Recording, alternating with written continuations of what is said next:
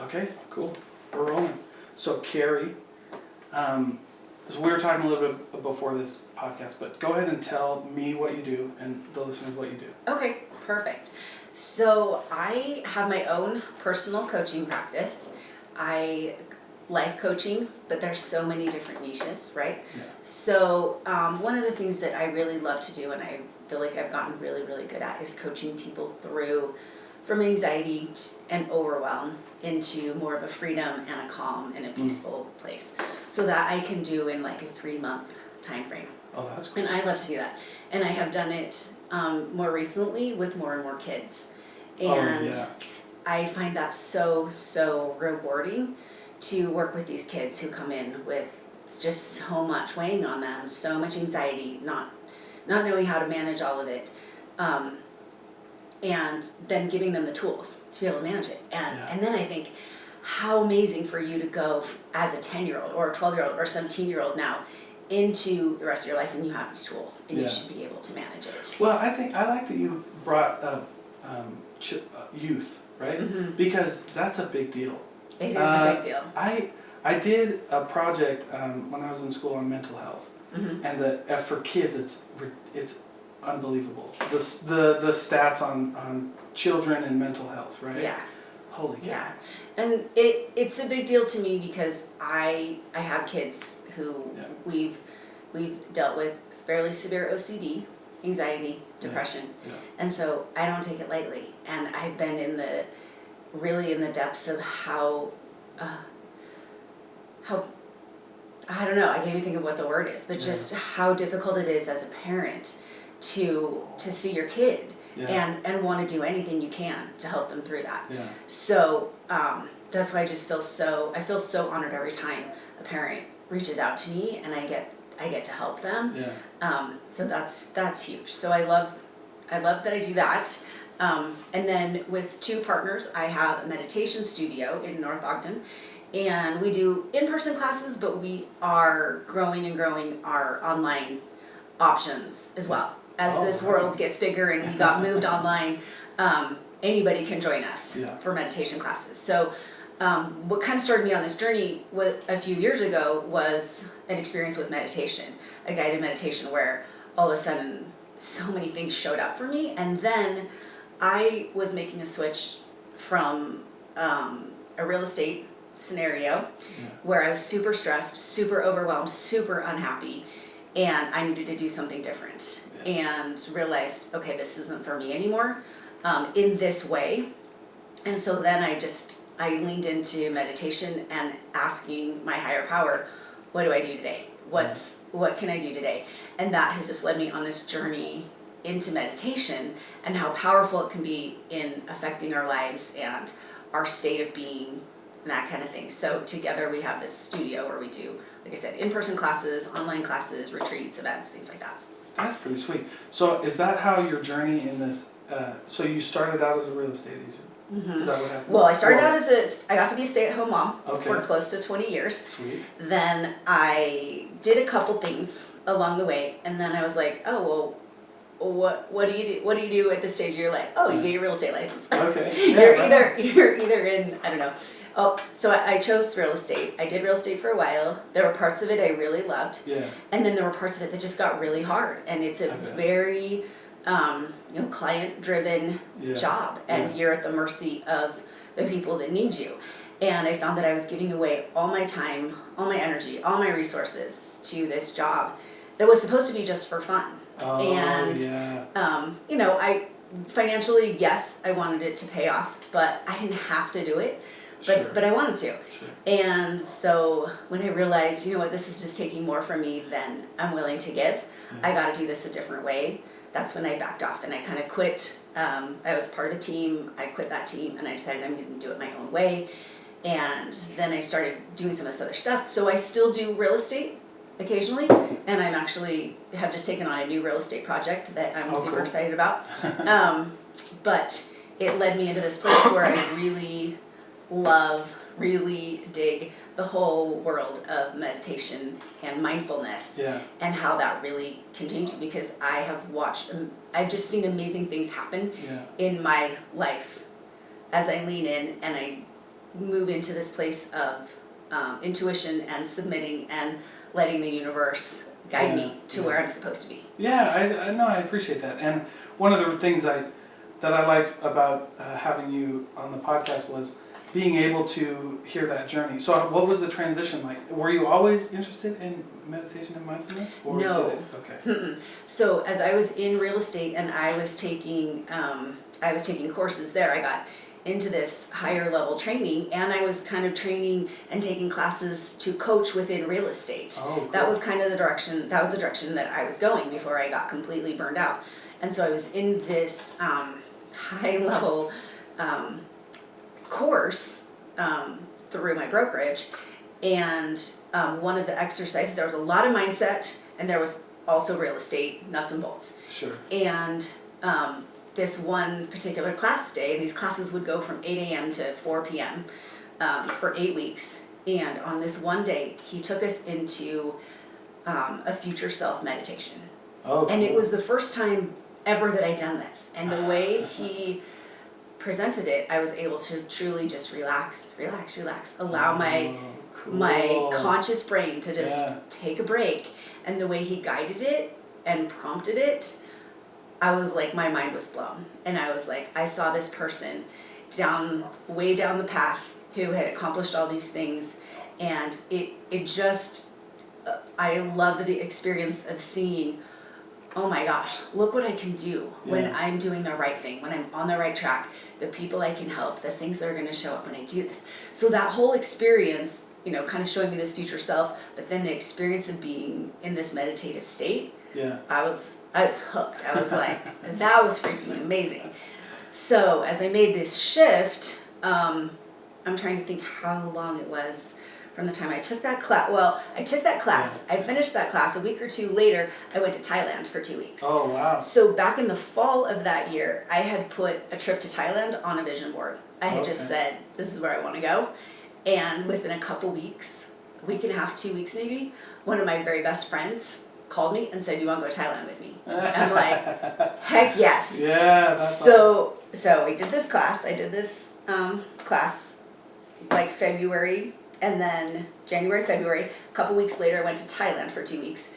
Got home, was 2 weeks back into my job when I said, no, not for me anymore. This is too much. This is not what I want. I loved those 2 weeks I spent in Thailand. And it was a humanitarian style trip, and so service and work, and I loved it. Anyway, so then I quit, and then I started doing my own stuff, and it was just, what am I supposed to be doing? Because I don't feel like that's using my talents to the very best of their ability. Then I started doing a few other things, and I ended up speaking to a group, and I realized as I was speaking there and I started talking about my meditation and some of my energy tools that I was using for myself, people came up afterwards, and that's what they wanted to talk to me about. They didn't want to talk to me about what I was actually talking about. Yeah.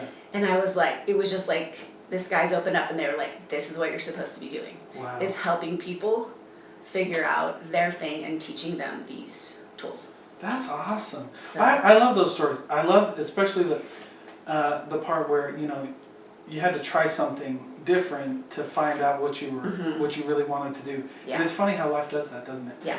In fact, when I interview a lot of these business owners, that's one thing that comes up. Like, I never thought I'd be here, and this is how I got here. It's totally different, right? Yeah. That's insane. And I see, you're very active on social media, and I see a lot of the posts that you create out there, and I really like it a lot. Thanks. But because I've been, with meditation and mindfulness, I learned about it through addiction recovery, my own stuff, right? So effective. Yeah, it is. So It life-changing. really is. Yeah, and just part of addiction is like waking up and going or doing whatever, and going like, what happened? What just happened? You know what I mean? Like, why'd you do it? And a lot of people would say like, I have no idea, right? like because you're mindless, right? Like I eat a whole bag of Doritos in an hour, and you go like, it's gone, and you're like, what happened? What have I been doing for an hour? And so the very opposite is mindfulness. Yeah. And living exactly in that moment. Right. And being aware. And being super aware. And then when you look at what depression is and anxiety, right? Yeah. So your depression is when you're living in the past and going over and over all the things that you wish were different and sitting in that low vibration of regret, or anxiety, thinking about all the millions of things that could go wrong. Yeah, right? for sure. So that living right in the moment Right. and paying attention to everything around you and just letting everything else be. Yeah. So were you in sales and real estate? So yeah, I was an agent. Okay, I you're sold. an agent? Okay, because I made kind of the switches when I was in sales too, because it's very cutthroat. And I was actually going to be a real estate agent, but I was like, I don't really want to sell houses. So here's the thing is that I made the switch, and what I realized once I did some of my own learning down the road was that I was in a very masculine energy of real estate, and most of real estate and sales is a very masculine energy. It's very driven. It's make this many phone calls before 11 a.m. Don't take no for an answer. Right. Turn it around. You've got this. Overcoming objections. All of that. And what I found is that I'm much more comfortable in the feminine energy of allowing, letting things flow. Yeah. What's supposed to show up will show up for you. And it doesn't mean no action. Right. It just means inspired action. It's allowing things to happen instead of forcing them to happen. It doesn't mean that one is good or bad, but for me, it's finding the right balance. Well, it is finding the right balance, because you figure, like, I've been in sales long enough to where I found that the best salesmen are the ones who have both, right? They can be driven, they can have action, but it's funny because like that's how I approach sales in general, is like, not everybody, because in sales they would have you believe like this product is for everybody out there, and that's not true. Like, you gotta find who it's for, man. And I'll tell you. And I actually have, I've won a few people over by saying that, like, hey, this might not be for you, man. So if it ends up not being for you, hopefully we can still be friends. Right. And I can now see that in, as I talk to people about coaching. Maybe this is right for you. Maybe I'm the right person. Maybe I'm not. Maybe you need this, but maybe there's somebody else that's a better fit for you. And that's okay, because what I want is people's success. I want them to overcome what's challenging. And if I'm the right person for you, awesome. If I'm not, I know a ton of other people who might be a good fit. But I also can use that in real estate. If this person wants to work with me, fabulous. That's who I want to work with. As a brand new young green agent, I wanted everybody to work with me. I needed everybody to work with me, and I was willing to give everything I had to make them work with me. And I learned through a couple of experiences, I don't want to work with everybody. Oh yeah. I have one that was horrible, and it taught me a million lessons, and that is that I'm not working with everybody. It's got to be a fit. Well, and real estate sales in general is very much about control, right? It's like I have to control the outcomes, and mindfulness and meditation is let go. You got to control what you only can control. Let's allow. Let everything up. Yeah, acceptance, not control. Yeah. I posted that. I like to post, little snippets, but I posted that when I said, remember, acceptance, not control. And a lot of people kind of fought me on it. Really? You know what I mean? I couldn't believe it. I was like, well, acceptance. Well, they didn't. Okay, they fought me because of definitions, right? Because of semantics. They think acceptance means like let everybody through. You know what I mean? Right. But really, when you can just, it's just, I know. It's hard to explain, right? Like acceptance. I used to say the definition of acceptance was like, it's not a big deal, right? But I was really saying acceptance, and now I'm saying like, okay. So here's the thing with that, to me, from my perspective, is we all have our own experiences, past perception that we come to an experience with, right? So I can't change your perception of what I do. Sure. Yeah. But I can accept you. I can accept your lifestyle. I can accept your choices, because I know now, with through a lot of practice, that we all come with our own experiences and thoughts and stuff like that. So, it's something that I might not agree with for myself. Sure. I can accept that that's okay for you. And if those are your choices, those are your choices, and I'm not going to try to change them, and I'm not going to try to change somebody's mind on social media, or Yeah. I will just drop things, Me give too. them a smiley, heart, whatever. It's Yeah. if that's your thing, fantastic, because that's based on your experiences, where you're coming from. That's how Right. you feel about it. Right. And to me, acceptance feels peaceful. Yeah, it does. Well, because what I feel, a lot of people who fight me on the definition of acceptance or this whole acceptance versus control thing, I feel like are very hyper empathetic. Who feel like acceptance means taking the bag, like me taking your baggage, right? That's what acceptance is like. All right, here you are. Like, okay, your baggage is my baggage. That's not healthy, right? Especially in a Right. Oh, for relationship. sure. You know what I'm saying? For sure. Like that's how we become codependent. For sure. And that's one thing that I've gotten better at, and I also like to share with other people, is protecting your energy and Right. protecting who you are. Yeah. Because I did a ton of, before I knew any better, when I was in real estate, because I'm a very empathetic, the kind of person that I know I am now, I would just take on people's stuff, and every time they said stuff or got mad, I took it on, and it would just ruined me. Oh yeah. And so now I'm way better, that I can sit with people and I can listen to their stuff, but I'm very solid in where my stuff ends and their stuff is their stuff.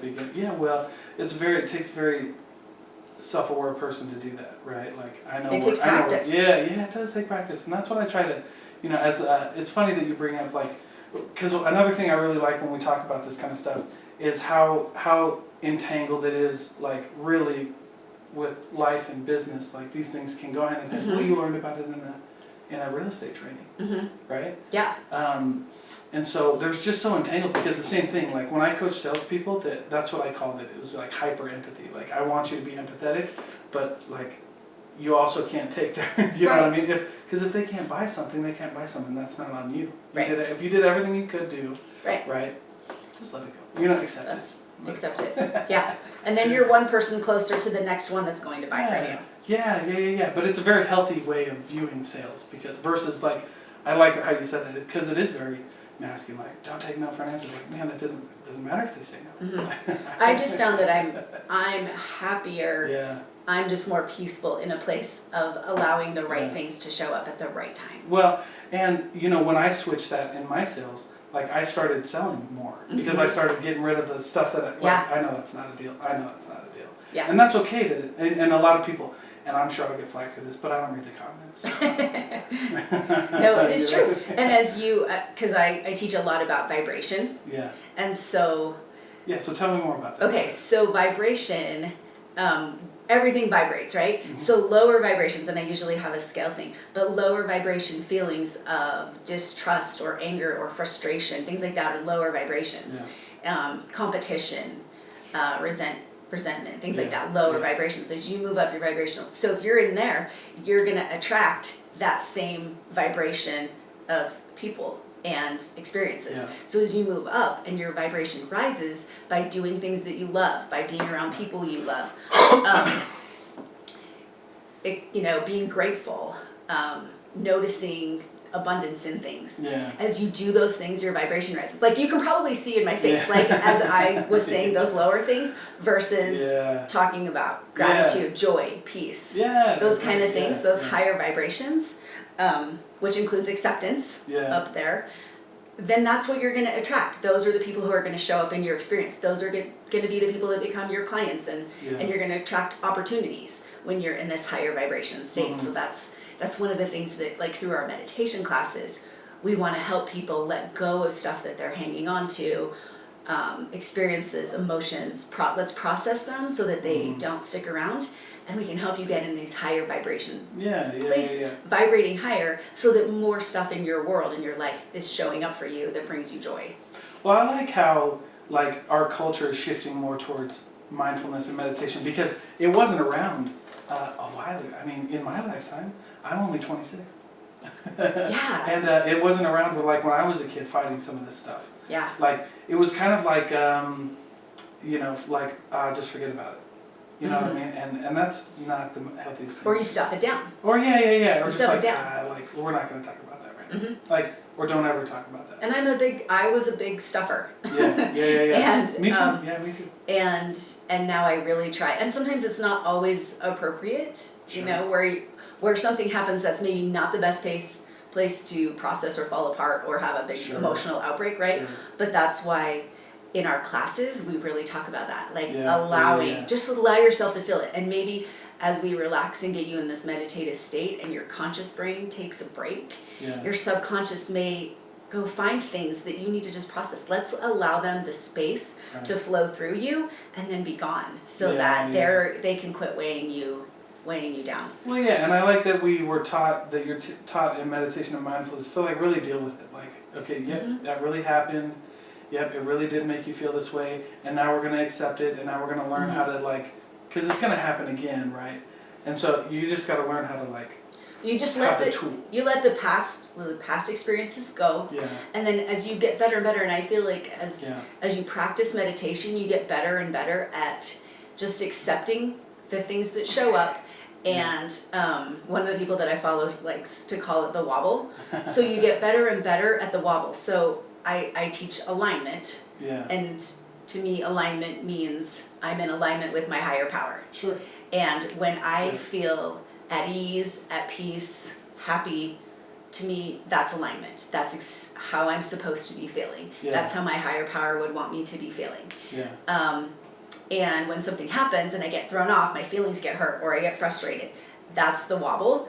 And as you spend more and more time practicing meditation, you get better and better at controlling that wobble. So maybe an experience that might have taken me a month to get over, as I get better and better, I can let it go sooner and sooner. And so then, okay, for a day now, I'm frustrated or hurt feelings or whatever, and then I can let it go and I get back to that place of alignment where I feel, again, peaceful, in control, loved. I can love and respect other people. And well, you can, because I one of the things that I love about meditation is it really opens your eyes so you can see everybody. It's almost like you see everybody else's baggage. Like, you might not know exactly what it is, but I can, like, we all have it. And so I'm very more empathetic because, like, I get it. Like, because, culturally, we were talking about, like, this before, but, like, Western versus Eastern philosophy. And Western philosophy is very, like, straightforward. Very, that's where the architects come. You know what I'm saying? Like, it's built and it's got to come here. But then Eastern philosophy is very much, meditative. Like, very much like we go with it, right? And I really like that whole part of it. Yeah, and so we're brought up with this whole, we've been brought up the way we are here in North America. With these Western philosophies and structures in our life. But to start to adopt some of the Eastern philosophies, which are softer and more accepting, and they're more about love and acceptance and living in the moment. And in the Western culture, we've done a really good job of like tiering these maybe like tiering problems. Like, okay, this problem's not as bad as this problem. But like Eastern philosophy will teach you that there's no tiers, right? That like what is hurting you may not be hurtful to me, but that doesn't make your pain less painful. You see what I'm saying? Right, like Jeff Bezos could lose billions of dollars in a year, more than I'll ever make in my entire life, right? But that, and while I'll see that as like, oh wow, like, you know what I mean? Like, not a big deal, I could never, that's different for him.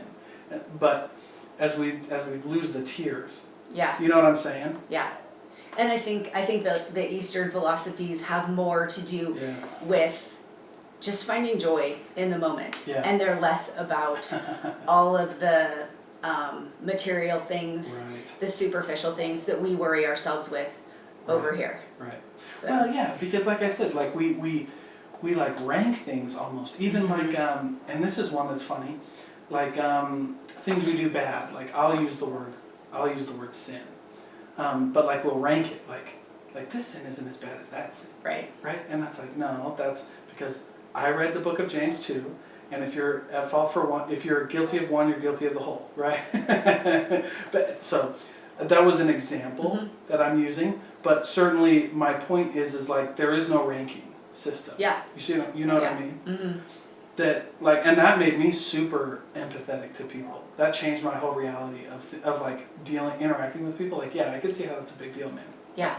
I think it's a big deal that we validate and recognize everybody's struggles. Oh yeah. And not, like you just said, not rank them as any harder or easier than the things that we're personally dealing with. Right. Because whatever it is that you're dealing with is your personal hell, your personal struggle. Yeah. And that's your challenge to work through until the next thing shows up. Yeah. So living this mindful, meditative life doesn't mean that that crappy things don't happen. Oh yeah. It just helps you be a little bit better at getting through them. Right. I love the quote that says, we don't meditate to get better at meditation. We meditate to get better at life. Yeah. Well, because I've always believed, and again, this is just me, what I feel. But I've always felt like there's a difference between like the universe and a higher power, right? The universe goes, and that goes. And, because that helps the question of like the problem of evil. Like, anyway, I won't get too far on my tangents, but, but the universe goes, and whatever happens, there's a love of fate. And that's what I think. Like, I am exactly where I'm supposed to be right now. That really helped me with life. Like, this is where I'm supposed to be, and that's okay. And whatever, if it's crappy, if it's really good, if it's my wedding day, or if it's the day that one of my loved one passes away, this is where I'm supposed to be in life. And then meditation and mindfulness and your higher power, they help you through, they teach you through whatever you're going through. And that's a thought that I have kind of used the universe and higher power sort of interchangeably. Okay. Because at one of Gabby Bernstein, her book, The Universe Has Your Back, was the first one, and I just love it, and I keep going back to it, and everybody who starts on this path, I tell them, go read that book. Yeah, good. And I love the way that she used it as well, because it makes it very universal. So it doesn't matter what your belief system is. Right. If you don't believe in God, or that feels, you feel like you've been betrayed or not supported by God, that doesn't feel good to look to that as a higher power. Sure. For me, I do. That's my higher power is God. Yeah. But I like that she uses that so that it's so broad enough for so many people to relate to that and start to tune into listening to a higher power, the universe, whatever feels good to you as a guidance system. I like that. And again, one of the things, I love talking to people because you get the different ideas, right? But at the end of the day, I'm not married to anything that I say, because I'm learning, right? That's one of the things that I believe, that if you're in the quest for truth, and I'm talking to somebody, I know I don't have it, and if you know that you don't have the whole truth, and we're striving in this conversation to get to the whole truth, it's very easy to have a conversation. It's so, and to know that there's okay, so I'm here, and I'm only here because I learned this and it added on. So you know what? There's going to be more. I'm going to learn something else, and I'm going to take it, and I get to decide. Does that gel? And that's where I go back to my alignment thing, because I can now tune in when I hear something and say, does that work? Does that feel right to me? Sure. And then adopt it one way or the other, depending on whether that feels good to me and my alignment with my higher power or not. Right. Maybe I don't gel with that, and that's fine. But if you believe that, awesome. That's you're on your own path. Well, and I like that too. Yeah, everybody's on their own. We're all just striving for the same thing. Yeah, and we're all just learning together and learning from each other's experiences and our own experiences. Yeah, I like that. So how was so now I'll get to a little more of the business side of it, right? But how was it for you transitioning, these beliefs into a business setting, starting your practice, starting your meditation schools and stuff like that? So that's where it feels so amazing, because it really was just this crazy flow of how things started to happen. So I had spoken at this thing, people started talking to me. Cool. I had some coaching training from real estate already, and that was what I was wanting to do. Now I just shifted it more to, life coaching and people in general, or business people. So I started taking more of those classes. There was a class I wanted to take, and I had already just put down a big chunk of money on a mastermind unit, Okay. a mastermind group, that felt a little beyond my reach, but those kind of things are sometimes good, right? Yeah. And so I was kind of feeling like I can't do anymore, but there was this other course I really wanted to take, and I remember walking my dog, just thinking, Heavenly Father, if there is any way that I can take this course without it putting me more in debt, that would be amazing. Yeah. And literally 2 days later, I was talking to who's now my partner, and she says, oh, I already own that course. You can open it up and listen to it if you want. And it was $1,000. Yeah. And I was like, yes. And so to me, that was just the universe showing me, okay, this is what you can do. Here you go. Yeah. You wanted this? Here you go. And then I had another day where I was feeling a little down about stuff, and I was like, am I really doing the right thing? Is this, I don't know. I promised my husband that I'd pay for this or that or whatever it was. And then literally within an hour, I got a phone call. I picked up the phone, and it was the happiest, most positive, upbeat guy I've ever spoken to. And he's like, is this Kari? I'm like, yeah, this is Kari. And he's like, oh my gosh, I'm so glad. I'm so excited to talk to you, blah, blah, blah. I need to buy a condo. Can you help me? Like, I need to meet with you this week. And I'm like, wow, right on. yes. And he told me all the things that I needed to hear, because the close of things with the real estate stuff had left me feeling a little bruised. And unsure. And so to have this person show up and tell me all the things that made me feel like I was so validated and stuff. Right. And so it was just another one of those things. And one of my mentors, she calls it glitter from God. She's like, just pay attention, because that's just one of those glitter from God things that means you're doing the right thing. And so that's why I still do some real estate, because there are still people out there who I love. I'm going to be so happy to work with. And I'm actually just starting to train through my brokerage. So I get to use some of this mindfulness, meditation, self-awareness stuff and bring it into that training, and I'm super excited to be able to do that. Well, I like that, and like we were talking about before, I trained salesmen, where I was before my current job, and I used a lot of that. I'm like, hey, listen, it's important to manage your emotions, because it can get fiery when you're talking to a family about money. Mm-hmm. It can get fiery sometimes, and so managing your emotions and just being in the moment, and like, don't think about solutions. You just need to be here for a minute, and then we'll figure it out. But as you listen to people, as you're empathetic to people, like, we can figure it out, right? And what's funny? I volunteered as a crisis counselor for youth on the crisis text line, and it was about empathy.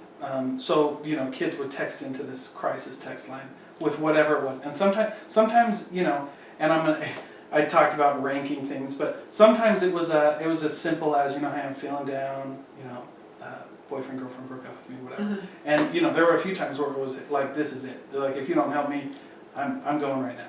You know what I mean? Mm-hmm. And that's scary. Yeah. But what changed for me is, like, people just need to be heard, right? Mm-hmm. I interviewed an author, Julie Lee, who wrote the book I See You, and I love that interview, because it was just like, some people just need to be heard, and they just need to be seen, and that can be it. Like, I had a few times where that was it. Like, thanks for just listening. Yeah. And what does listening look like, and things like that. Yeah. I've had some times where I've started coaching calls, conversations with people, and they go into this really heavy stuff. And my first thing is, Heavenly Father, help me know how to, help me navigate this, help me do this. And it starts with just listening, listening. Yeah. And not trying to, on the front end, to fix anything. And that's, a coach doesn't necessarily fix your stuff. Right. A coach listens and helps you find the answer that feels right to you. Yeah, and maybe opens some questions, opens some doors that maybe you haven't thought about yet. Right. What about this? Have you looked at it from this angle? What do you feel about whatever? Just asking questions so that you can help yourself. And because I feel like we all have the answers and we have access to the power to find the answers, but a coach can help you access that maybe when you're just in a place where you can't see for yourself what the answers are. Well, you don't know what you don't know. Mm-hmm. And that's what a lot of people run into. It's like, I'm sure you hear it all the time, like, I never knew this would work. Mm-hmm. Right? Or I never thought of that. Yeah. How did you know to ask me that? Because I never looked at it like that. I love that. That's my favorite. Well, yeah, I mean, and it comes from being present, Like, I'm not looking for the next answer. I'm not trying to solve this problem. We're just gonna figure this out almost together, in a sense, right? Yeah. Why do you feel like a lot of people aren't open to the whole mindfulness thing? And before you answer that, because I saw your video, you know what I mean, of the lady who called you irresponsible, which I was totally on your side with that. I was like, whatever, because medication and doctors should be on the menu, but it's not the whole menu. You know what I'm saying? Like, we should be able to combine these things and work these things out. Yeah. So that's what I'm saying. So, and as I watched the video, I can't comment on Facebook. I know myself. You know what I mean? I'd live on Facebook if I started arguing on Twitter, Facebook. Right. But why do you feel like there are some people who don't feel it's right at all? Because they haven't tried it. Yeah. They haven't tried it. Sure. And so they're sticking up for all they know. Yeah. And so, 5 years ago, if you had told me that meditation would do all the things that I know it can do now, I would have been a little bit, I don't know how I would have responded. Yeah. I'm kind of open-minded, but at the same time, I just think people don't know. They don't know until they try it. Yeah. And we put so much stock in kind of the hierarchy of our society. Right. Doctors, counselors, therapists, pharmaceuticals, right? Like, that's what we've been taught to believe. Yeah, which is... Because, like you mentioned not a few minutes ago, this hasn't been around for us Westerns all that long. Right. Right? Like, some people, I've been trained in transcendental meditation, and that's been around for a long time. So the Beatles were doing that, right? So 60s, they were doing that. But mainstream, to have it be stuff that shows up now in elementary schools and things like that, I love the schools that are bringing that in and doing it and teaching their kids to get centered and grounded and quiet. And I love that. But I think it's just that so many people haven't tried it yet. Yeah. So it's just a matter of try it. And not everybody's ready for it at the same time. True. Yeah, that's My true. husband's totally not into this at all. He lets me do it, but it's not his thing. Yeah, it's not his thing. But he now will sometimes, when stuff will come up with our kids, because I've been talking about it and it is my world now, he'll be like, well, I've heard your mom say that if you something, and it just will make me kind of smile off to the side because there's some stock in it. Yeah, There's some stock. He's heard it enough, but it's still not necessarily. I think within our religion, I'm hearing more and more the word ponder. Sure. And to me, it's kind of the same thing. Meditating. It's meditating. Yeah. Because all you're doing, let's make it very mainstream and let's call it ponder.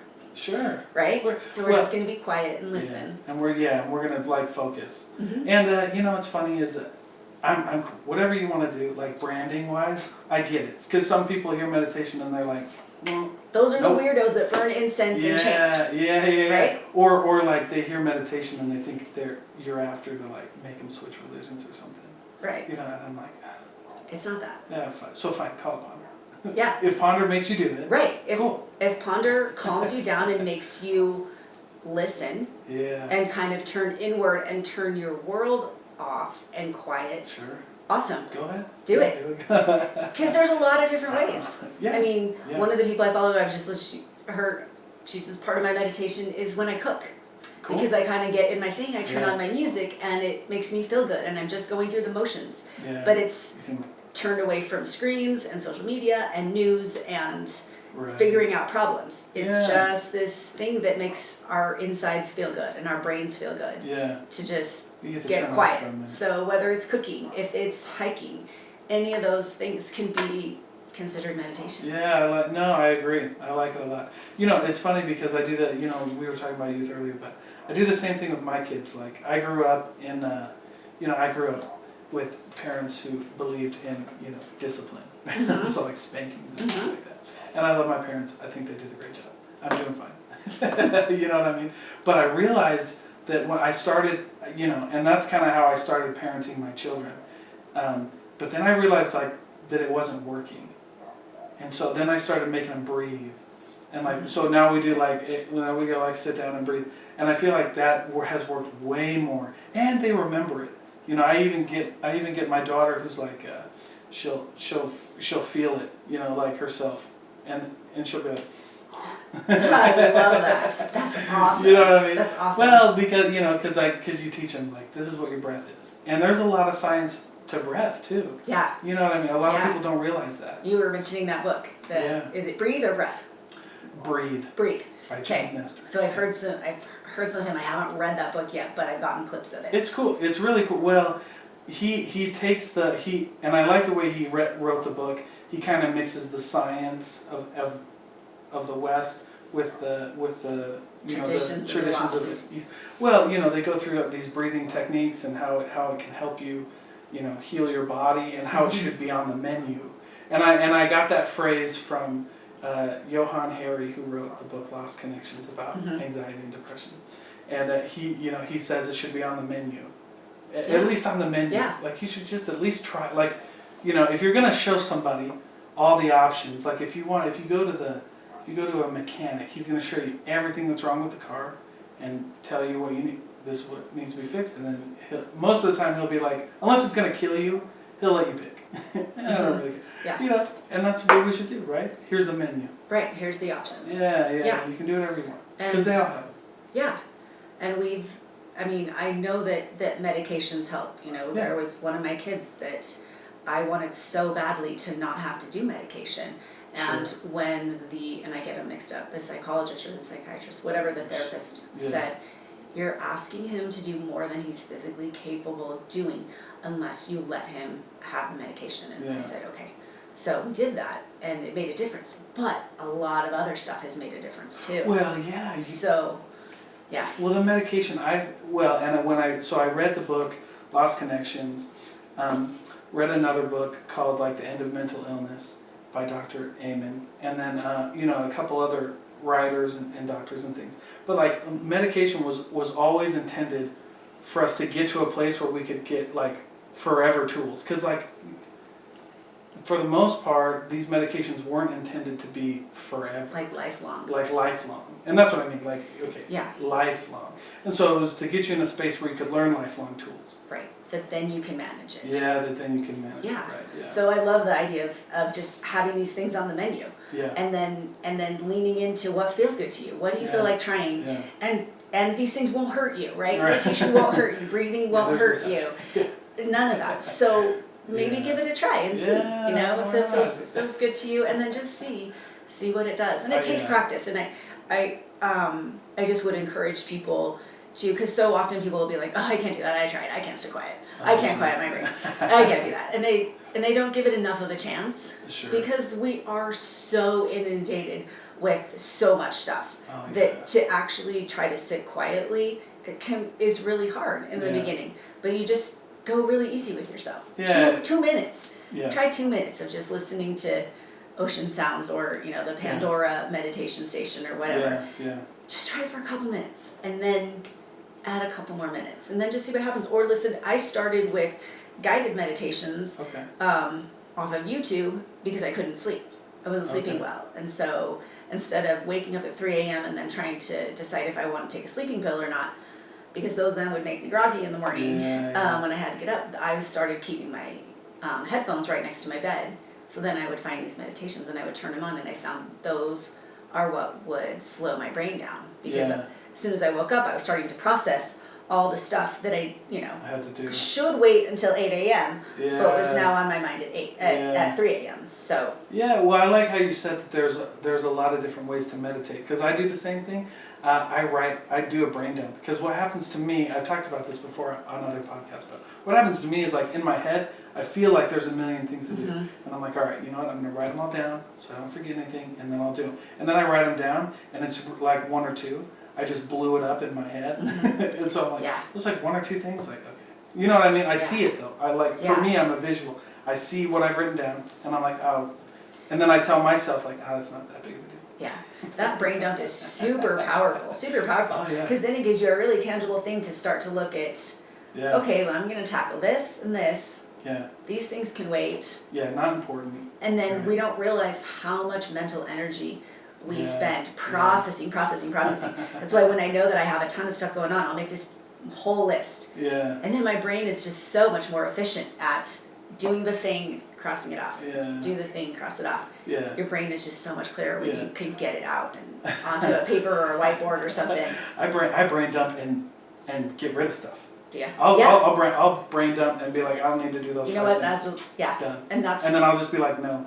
If it's something that, you know, I had a meeting with somebody, like I try to respect everybody's time, but I also know like my self-awareness, like I know that if I can do it later, or if I can push, you know what I mean, if I can reschedule or something like that, because of my, you know, and that's what a lot of people think, you know, like a lot of people aren't good at saying no. Yes, that's one of my favorite things to talk about. Is it? Boundaries. Oh yeah, boundaries. Yeah, basically like setting boundaries. Yeah. And learning how to say no. Yeah. I love Brene Brown has a thing where she talks about she has a ring that she twists 3 times. Anytime someone asks her to do something, she'll sit there and pause, and it can feel a little uncomfortable when you're pausing and processing, because our default is to say yes, sure, when, okay, right? That's our default. But if we really, and then we leave that interaction and we're like, crap, why did I say that? I totally don't have time to do that. I don't want to do that. That's not on my list of important things to do. But yet we committed, and then it feels even worse to go back and uncommit. And so I love that when I learned that she was just like, and I told my husband this, and I'm like, 90 seconds of discomfort is better than weeks of resentment. Oh yeah, for sure. So it feels a little uncomfortable to say, oh, thank you for asking, but that doesn't work for me right now. Yeah. Or, thank you for thinking of me, no. Yeah, no. And let no be a complete sentence. And learning how to do that saves you. Yeah, well, a lot of people don't like to say no because they, again, hyper empathetic. Like if I say no and you don't like it, that's my fault. No, it's not. No. It's not your fault. Mm-mm. I don't have any control over how you feel when I say exactly. no. There's somebody else that will say yes. Yeah. Cool. Well, and you know what? I read, we're getting down to the wire, but I read one of the posts, I think you shared it, about contracts. There was a contract post. Oh, yeah. So that's from another coach who I really like, Daniel. Okay. Daniel Adams, yeah. Yeah. And so I read it, and I'll tell you how I felt, and then I'll tell you that I read the rest of it and really agreed with it. Okay. So when we started with contracts, I was like, I don't like that. You know what I mean? But then I read it, and that's how I have to do things, right? I like the things that make you think, like the headline that I disagree with, because then I'll go and read it. And I'm like, oh. But then he talked about what if there were no contracts, right? And that's how I live my life. Is there's no transaction when I'm with somebody. Like if I'm your friend, I'm your friend because I'm your friend. I like being your friend. I'm not your friend because you're gonna give me money one day, you're gonna bail me out one day, you're gonna tell me you love me every day. You know what I mean? You know. And so I lose. So I really like that. But we were talking about that and about how like that's part of it, right? So and I went on into our private Facebook group and I did another little video to talk about that and put it in terms of expectations. Sure. Because when you think of the fact that so often the things that upset us are because of unmet expectations. Yeah. Somebody didn't live up to what I thought, or something didn't turn out. Yeah. And so if we can go in with low expectations or expecting nothing in return, or just nothing, we're going to be in a much better place. Yeah. There's less opportunity to get frustrated, irritated, disappointed. Right. Well, and then you start to like your relationships get better. Because if you and I know that there's no transactions, there's no contracts, there's no expectations, there's nothing. And you ask me to do something and I say no, we're fine.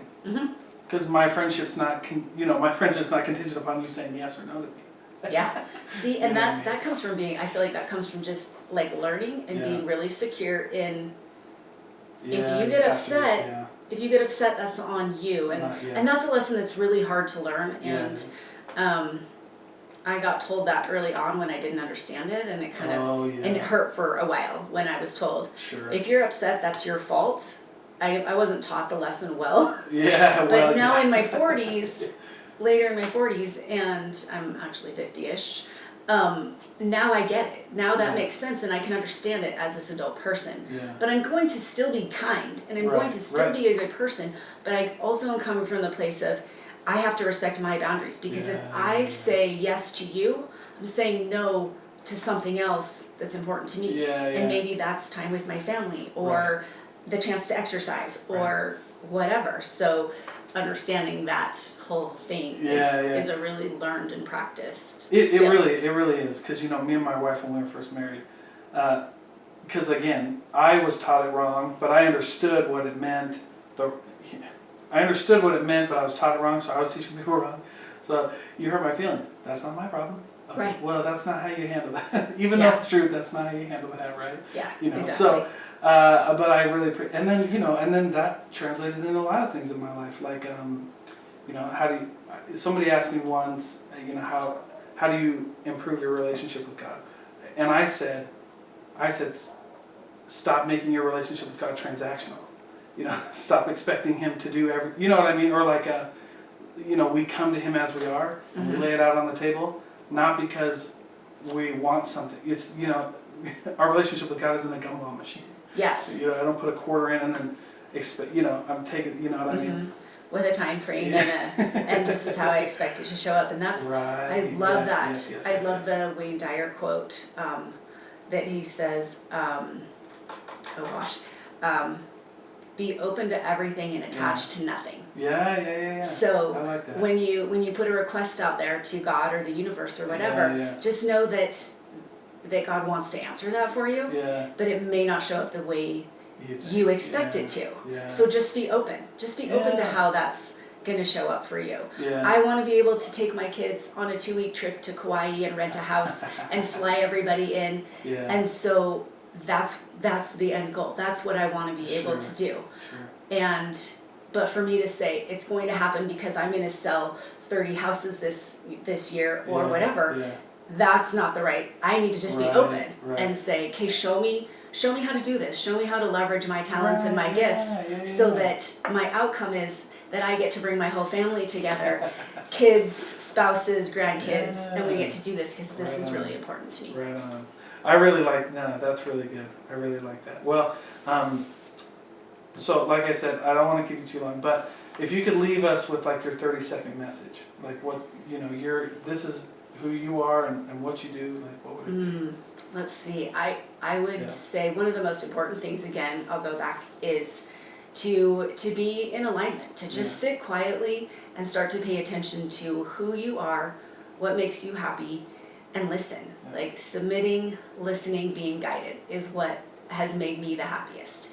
When I get frustrated is when I either have expectations that are too high or I'm pushing something that maybe isn't the right thing. The right thing at the right time. Right. So just that submitting, listening, and be open to however things are going to show up. Yeah, well, I like how you said that, because there's a phrase, I do jiu-jitsu, and there's a phrase in jiu-jitsu, the right move at the wrong time is the wrong move. Yes, exactly. You know what I mean? So 100%. I teach that to my kids and people. I'm like, it sounded like the right thing to do. And I was like, but it wasn't the right time.